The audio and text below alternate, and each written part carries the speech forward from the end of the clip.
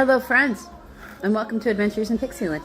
My name's Amy, and I'm an ordained minister, and we are in Bible study. We are in the Niv, and we are in the book of Numbers, which is part of the Mosaic Law. We are in chapter 19. We have had a rebellion by the other Levites, an entire family line swallowed up by an earthquake, and Aaron standing is a barrier between the living and the dead, stopping God's plague. So now, the water of cleansing, chapter 19. The Lord said to Moses and Aaron, "This is a requirement of the law that the Lord has commanded. Tell the Israelites to bring you a red heifer without defect or blemish, and that has never been under a yoke. Give it to Eleazar the priest. It is to be taken outside the camp and slaughtered in his presence. Then Eleazar the priest is to take some of its blood on his finger and sprinkle it 7 times toward the front of the tent of meeting. While he watches, the heifer is to be burned, its hide, flesh, blood, and offal. The priest is to take some cedar wood, hyssop, and a scarlet wool, and throw them onto the burning heifer." Now, there was something similar to this, but with a bird when you were trying to see if somebody was innocent or something like that, or to purify a space. After that, the priest must wash his clothes and bathe himself with water. He may then come into the camp, but he will be ceremonially unclean till evening. So he should really go to his house and not talk to anybody or touch anything. The man who burns it must also wash his clothes and bathe his water, and he too will be unclean till evening. A man who is clean shall gather up the ashes of the heifer and put them in a ceremonially clean place outside the camp. They shall be kept by the Israelite community for use in the water of cleansing. It is for purification from sin. The man who gathers up the ashes of the heifer must also wash his clothes, and he too will be unclean till evening. This will be a lasting ordinance for both the Israelites and for the aliens living among them. Whoever touches the dead body of anyone will be unclean for 7 days. So we call that sitting Shiva. He must purify himself with water on the 3rd day, and on the 7th day, then he will be clean. But if he does not purify himself on the 3rd and 7th days, he will not be clean. Whoever touches the dead body of anyone and fails to purify himself defiles the Lord's tabernacle. The person must be cut off from Israel, because the water of cleansing has not been sprinkled on them. He is unclean. His uncleanness remains on him. So they have to go get this particular water sprinkled on them. Anyone out in the open who touches someone who has been killed with a sword, or someone who has died a natural death, or anyone who touches a human bone or a grave will be unclean for 7 days. It's unfortunate for archaeologists. But then they didn't really have those during this time. And this would really be more like, don't try to rob the dead. For the unclean person, put some ashes from the burned purification offering into a jar and pour fresh water over them. Then a man who is ceremonially clean is to take some hyssop, dip it in the water, and sprinkle the tent and all its furnishings and the people who were there. He must also sprinkle any one who has touched a human bone or a grave, or someone who has been killed, or someone who has died a natural death. So all the ways that there can be a dead person. The man who is clean is to sprinkle the unclean person on the 3rd and 7 days, and on the 7th day he is to purify him. The person being cleansed with water, cleansed, must wash his clothes and bathe with water, and that evening he will be clean. But if the person who is unclean does not purify himself, he will be cut off from the community because he defiles the sanctuary of the Lord. The water of cleansing has not been sprinkled on him, and he is unclean. This is a lasting ordinance for them. The man who sprinkles the water of cleansing must also wash his clothes, and anyone who touches the water of cleansing will be unclean till evening. Anything that an unclean person touches becomes unclean, and anyone who touches it becomes unclean till evening. So if you are unclean and you enter a house, anything you touch in that house, anybody else who touches it after you, now is unclean. Think of it as like how we always perceived the game of cooties when we were a small child. In this case, though, they're trying to keep them from biohazard contaminants, because these are basically people who, well, because they've been slaves for 400 years, they haven't had to think for themselves. They know as much as your small child would about what you wouldn't want them to touch, that they might happen upon in the wilderness. Like in case of some sort of dead body or dead, like, please don't touch the dead thing. Like, that's a legit thing that parents have to say to small children. So that's kind of what God's doing here. Until the next video, friends. Hello, friends, and welcome to Adventures in Pixieland. My name is Amy, and I'm an ordained minister. We are in Bible study, and we are in the Niv. And we are in the book of Numbers, chapter 20, water from a rock. So let's jump in. In the first month, the whole Israelite community arrived at the desert of Zin, and they stayed at Kadesh. There, Miriam died and was buried. Oh. Now, there was no water for the community, and the people gathered in opposition to Moses and Aaron. It's the desert. Water is essential. They quarreled with Moses and said, "If only we had died when our brothers fell dead before the Lord. Why did you bring the Lord's community into this desert, that we and our livestock should die here?" Oh my gosh, these people. "Why did you bring us out of Egypt to this terrible place? It has no grain or figs, grapevines or pomegranates, and there is no water to drink." To their list of complaints. Moses and Aaron went from the assembly to the entrance to the tent of meeting and fell face down, and the glory of the Lord appeared to them. The Lord said to Moses, "Take the staff, and you and your brother Aaron gather the assembly together. Speak to the rock before their eyes, and it will pour out its water. You will bring water out of the rock for the community, so they and their livestock can drink." Which is sort of like, God was sort of like, legit. They need some water. Here's what I want you to do. So Moses took the staff from the Lord's presence, just as he commanded them. He and Aaron gathered the assembly together in front of the rock, and Moses said to them, "Listen, you rebels. Must we bring you water out of this rock?" Yeah. Then Moses raised his arm and struck the rock twice with his staff. Water gushed out, and the community and their livestock drank. But the Lord said to Moses and Aaron, "Because you did not trust in me enough to honor me as holy in the sight of the Israelites, you will not bring this community into the land I give them." See, that was God's miracle. And Moses made it sound like it was his. And Aaron was kind of in on that. And different versions of the Bible, whose idea was, kind of flips and flops around a little bit. These were the waters of Meribah.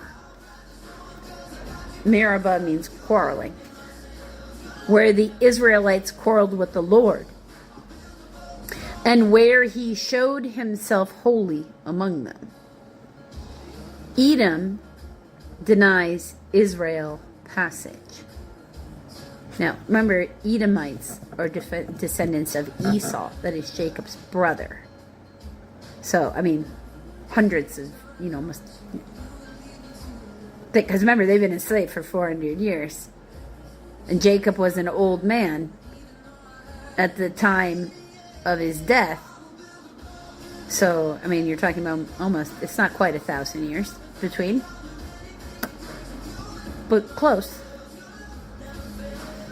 Moses sent messengers from Kadesh to the king of Edom, saying, "This is what your brother Israel says.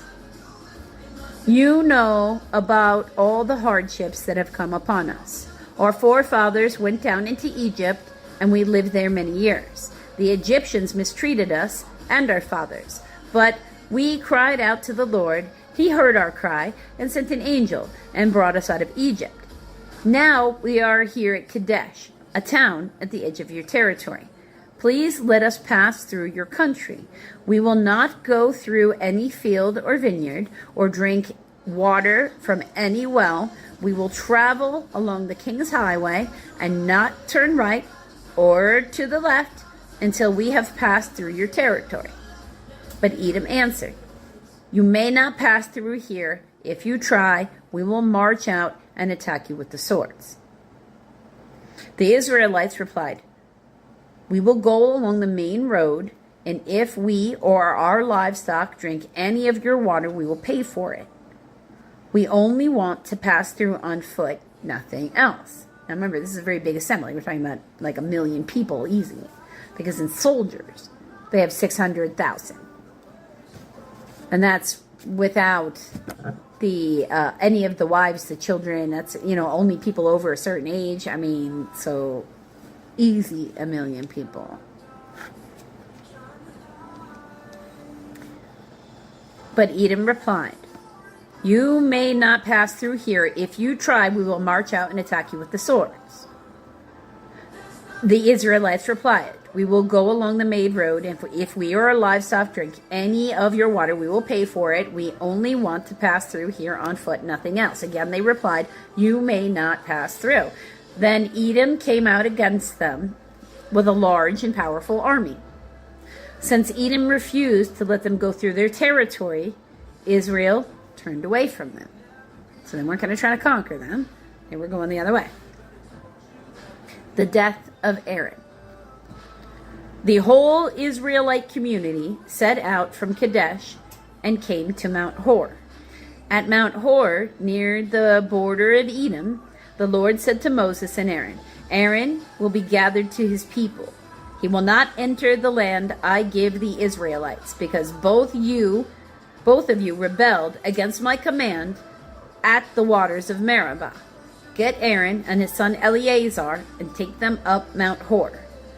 Remove Aaron's garments and put them on his son Eleazar, for Aaron will be gathered to his people. He will die there." Moses did as the Lord commanded. They went up Mount Hor in the sight of the whole community. Moses removed Aaron's garments and put them on his son Eleazar, and Aaron died there on top of the mountain. Like right then, just... Could you imagine being down there and seeing that? What kind of impact that's going to make on your mental? Then Moses and Eleazar came down from the mountain, and when the whole community learned that Aaron had died, the entire house of Israel mourned for him for 30 days. So I guess they didn't have a good view. Until the next video, friends.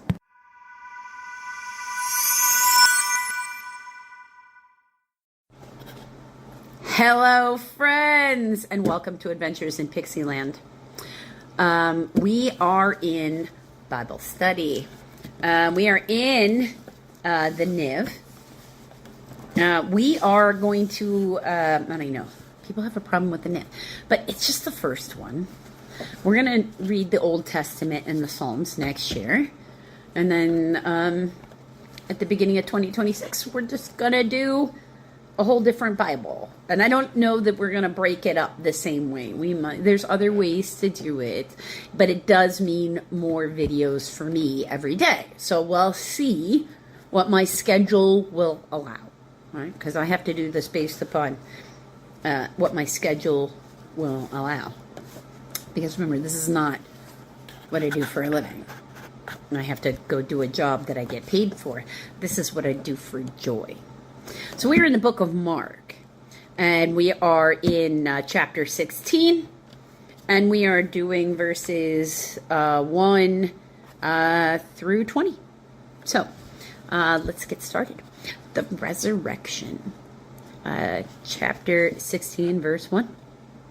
When the Sabbath was over, Mary Magdalene, Mary, the mother of James, and Shalom, I think that's how it is, brought spices so that they might go anoint Jesus' body. That's part of the burial ritual. Myrrh, really. I mean, I'm not saying there weren't other things, but myrrh, for sure. Very early on, the first day of the week, just after sunrise. Now, I'll remind you that in this culture, their calendar did not go Sunday to Saturday. Their Sabbath started Friday at sundown and goes till Saturday at sundown. And then after that, the Sabbath is over. So the first day of the week isn't necessarily the same for us and them. Okay? They didn't really do a week and weekend. For your understanding case. Very early on the first day of the week, just after sunrise, they were on their way to the tomb, and they asked each other, "Who will roll the stone away from the entrance of the tomb?" But when they looked up, they saw the stone, which was very large, had been rolled away. As they entered the tomb, they saw a young man dressed in a white robe, sitting on the right side, and they were alarmed. Yeah. Because according to the other apostles, that stone was rolled in place. People were set to watch it to make sure it wasn't disturbed, and they had put wax seals on it so that they could prove that, whether or not it had been disturbed, because they were worried about the disciples coming and stealing Jesus's body. The difference being here is that they're expecting now things to happen with Jesus's body, right? So, because Joseph of Arimathea went and asked for the body. So there would be no claims of anything strange then. So no reason, they bury your dead. That's your right. So, verse 6, don't be alarmed, says this man, because, you're expecting to find, don't be alarmed, he said. You are looking for Jesus the Nazarene, who was crucified. He has risen. He is not here. See the place where they laid him? But go tell his disciples and Peter, which is interesting, that his disciples and Peter, distinguishing Peter from the rest, he is going ahead of them, or ahead of you, into Galilee. There you will see him, just as he told you. Trembling and bewildered, the women went out and fled the tomb, because, that's a natural response. They said nothing to anyone because they were afraid. The most reliable early manuscripts and other manuscripts, other ancient witnesses, do not have Mark 16, 9 through 20. Oh, so they're saying that these parts were added at some point, and they didn't have them at first. So they're warning you of their authenticity, in the opinion of the editor of this Bible. I cannot express an opinion one way or the other. We'd have to look to biblical scholars for that and do some deeper research. I wonder if we're going to find that same note in other versions. When Jesus rose early on the first day of the week, he appeared first to Mary Magdalene, out of whom he had driven 7 demons. She went and told those who had been with him and were mourning and weeping. When they heard that Jesus was alive and that she had seen him, they did not believe it. Afterward, Jesus appeared in a different form to two of them while they were walking in the country. These returned and reported to the rest, but they did not believe them either. Later, Jesus appeared to the 11 as they were eating. He rebuked them for their lack of faith and their stubborn refusal to believe those who had seen him after he had risen. He said to them, "Go into the world and preach the good news to all creation.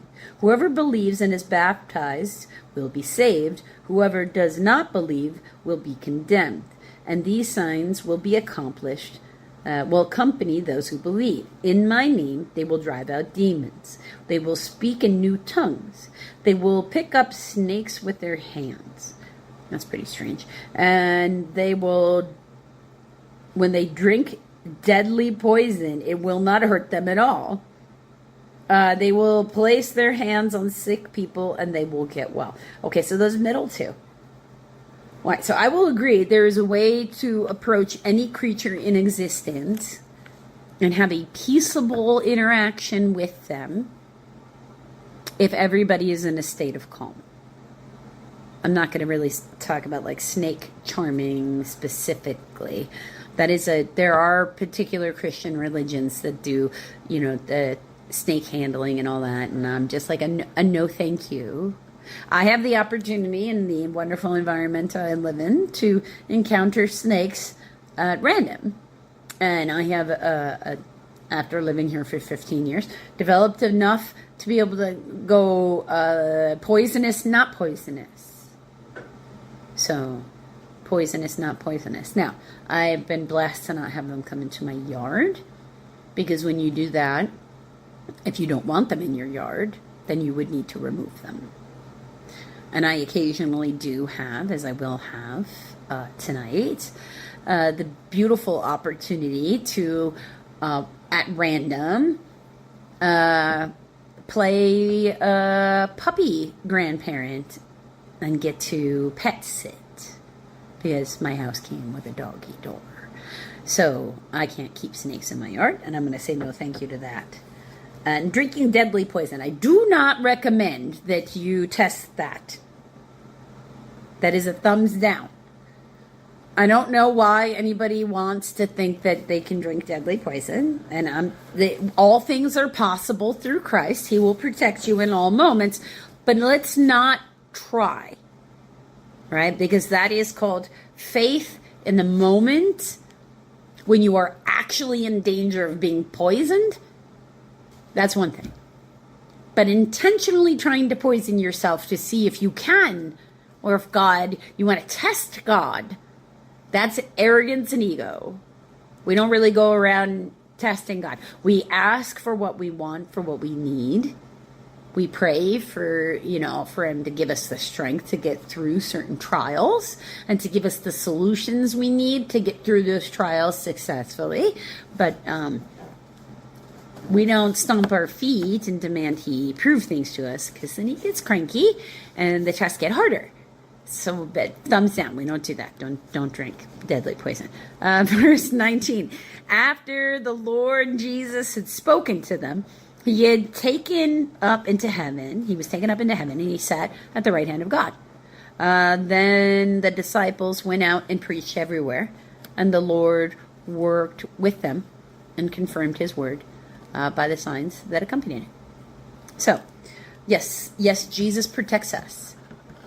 That's the thing. When you trust and have faith in Jesus, he will protect you no matter what the situation you find yourself in. The better you listen to him, the less situations that involve danger you will find yourself in. So, I recommend that. It has done me good stead. I definitely have a significant drop in drama in my life at this point. And I'm going to say that listening to him is by and large how I have made that happen. So, until just a few minutes from now, friends, because tomorrow we start the book of Luke, which means we are almost at our catch-up point. because I started doing videos in the book of Luke. But our next video is a whole new chapter of the New Testament. So I'll see you there, friends.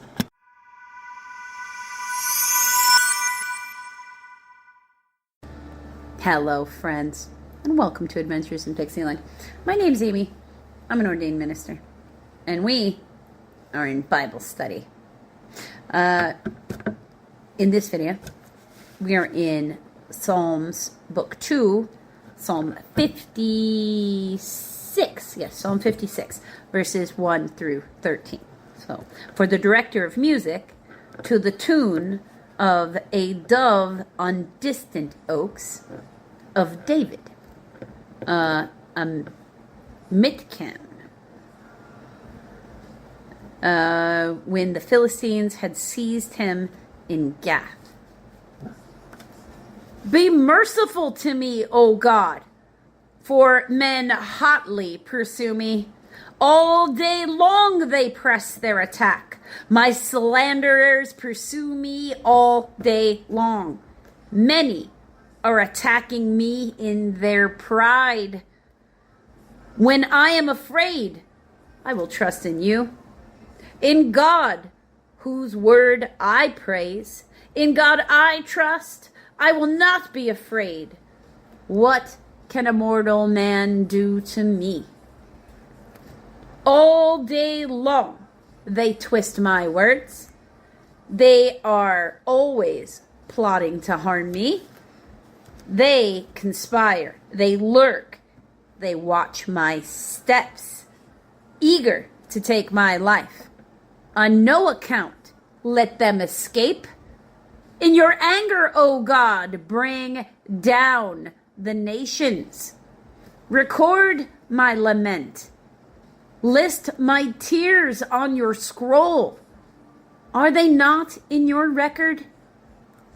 Then my enemies will turn back when I call for help. By this, I will know that God is for me.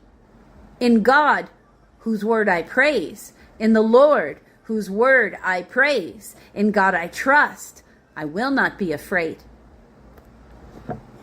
What can a man do to me? I am under vows to you, O God. I will present my thank offerings to you. For you have delivered me from death and my feet from stumbling, that I may walk before God in the light of life. Until the next video, friends.